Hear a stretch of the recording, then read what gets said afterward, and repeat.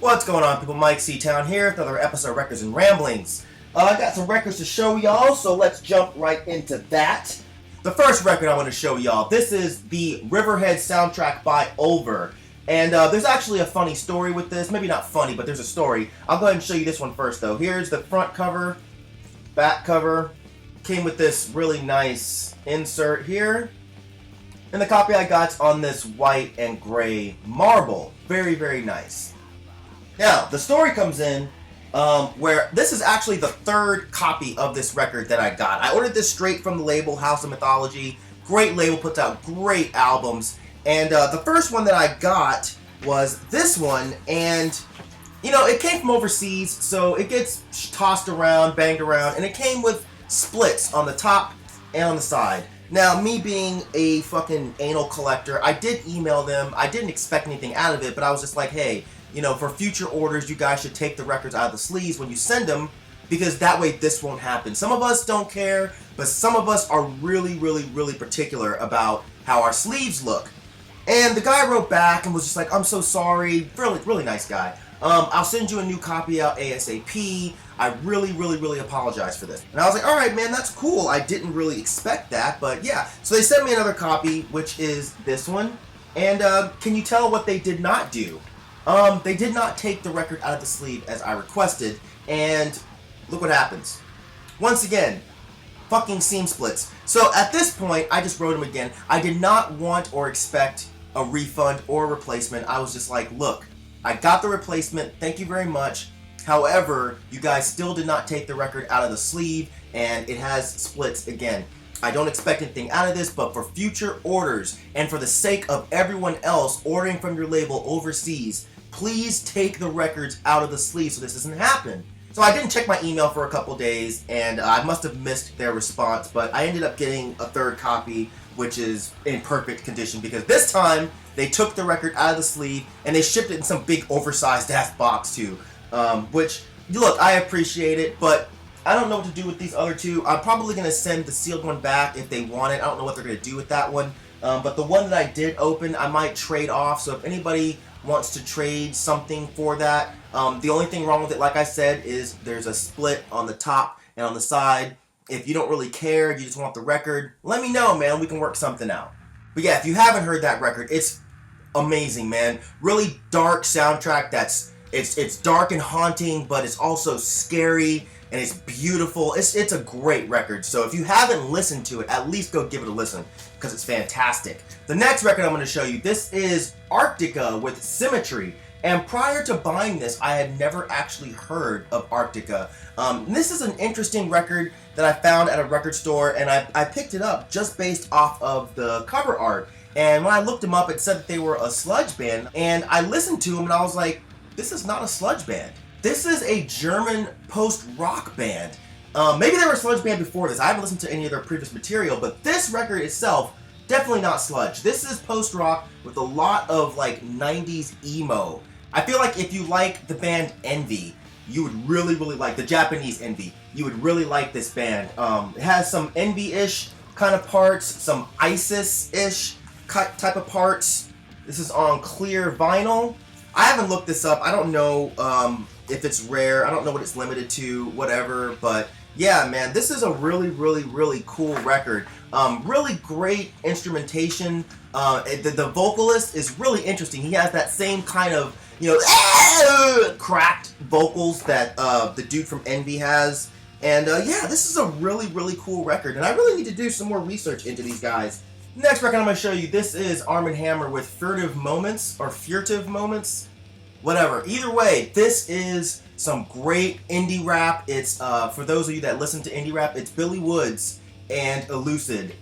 Two fantastic rappers. Elucid's record was on my list of best hip-hop records for this past year. And Billy Woods, anytime he puts something out, he ends up in some way on my best of the year list. But for a fan of both of these guys, this was really exciting to listen to. They put together a really dirty but kind of proggy experimental indie rap record. It's dark and it manages to be aggressive while still being very beautiful if you listen to the production and the atmosphere of the record. But yeah, great stuff, man. my copies on this orange vinyl. Again, I didn't do my research before this video, so I don't know what this is limited to, if it's limited at all. So sorry guys for showing up to school without a pencil and a piece of paper. Next record I'm going to show you, this is Black Funeral with Ankou and the Deathfire. Yeah, and I am wearing a Black Funeral shirt. No, this was not planned. I do kind of feel like that asshole that shows up to shows to see the band. He's wearing the band t-shirt. But look, I didn't feel like changing my shirt before this video, and I've been wearing this shirt for probably 3 days. Yeah, that's how I get down. I don't care. It doesn't stink or anything. Whatever. Yeah, this is their 2016 release. I am a huge fan of Black Funeral, and Vampire is in my top 10 favorite black metal albums of all time. I remember when I first heard that record, it absolutely blew my mind. And I've been following what Michael Ford's done ever since I heard that album back in like 97. But I liked everything that he's done so far, from the raw stuff to the kind of industrial black metal that he's done to the more ambient stuff that he's done. And I actually thought I was going to like this album a lot more than I did. It's good, but I don't know, it's just not what I was expecting from another Black Funeral record. It's got Asgore from Drowning the Light. He's handling most of the instrumental duties on this record.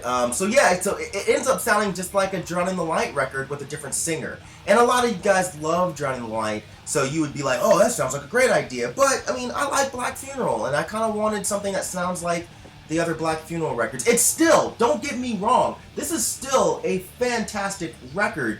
It's just not quite what I was looking for when I heard that Black Funeral was back. I guess I'm one of those kind of weird fans that always wants them to return to the album that I love the most, which is Vampire, but that's just not going to happen. But yeah, it's on black, so I won't bother showing you that.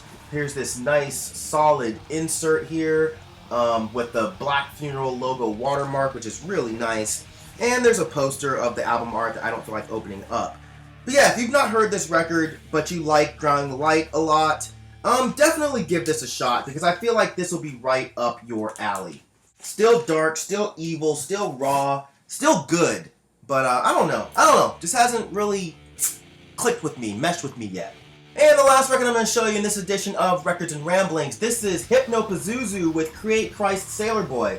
And I'm showing you the cover because it has this nice kind of embossed, whatever you want to call that, thing on there. You guys probably can't see it because there's probably a huge glare. But yeah, this is the record. For those of you guys that don't know, this is one of my favorite records from 2016. It's David Tibet of Current 93 and Youth from Killing Joke.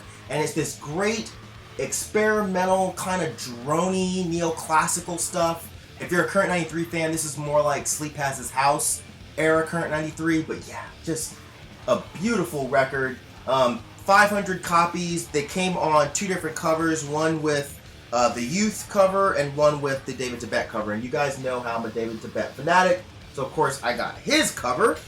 Really nice inserts here with one of my fucking idols here, David Tibet. Goddamn a genius, a poet, a musician beyond other musicians. And of course, Youth, who is also an absolute madman when it comes to music.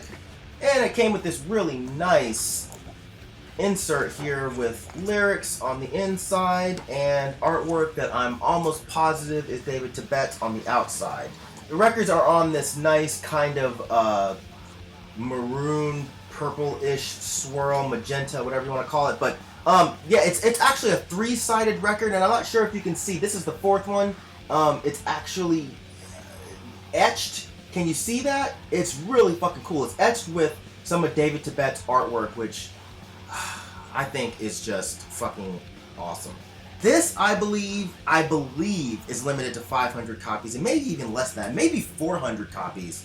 But if you've not heard this record and you like David Tibet's work, I definitely say you should check this out. You should pick this up as soon as possible before it sells out. This is also from House of Mythology, and you know, this one came okay, no problems. I ordered this from overseas and it didn't have any issues. There was a split in the outer jacket here, but that's okay. Either way, I'm just glad to have this. I think this is a beautiful, beautiful, beautiful record.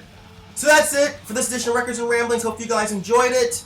As usual, thank you for living, thank you for loving, thank you for being you. Please don't die, and I'll see you guys next time. Alright?